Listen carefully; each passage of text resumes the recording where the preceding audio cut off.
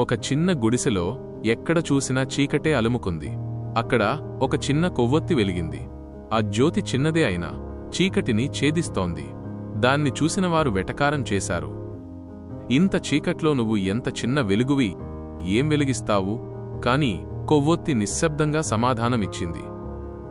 నాకు ప్రపంచమంతా వెలిగించాల్సిన అవసరం లేదు. నా దగ్గరున్నవారికి వెలుగివ్వడమే నా పని. ఆ చిన్న వెలుగు ఒక బాలుడి ముఖంలో ఆనందాన్ని నింపింది. కొవ్వొత్తి చిన్నదే అయినా అది చీకటిని కొంతమేరకు పారద్రోసింది. చీకటిలో ఒక చిన్న వెలుగు కూడా ఆశగా మారుతుంది. ఆ వెలుగు చుట్టూ ఉన్నవారి జీవితాల్లో భద్రత, శాంతి, సంతోషం కలిగించింది. మనమంతా చిన్నవాళ్లమే అనుకున్నా మన ప్రభావం చుట్టూ ఉన్నవారికి అమూల్యమైనదే.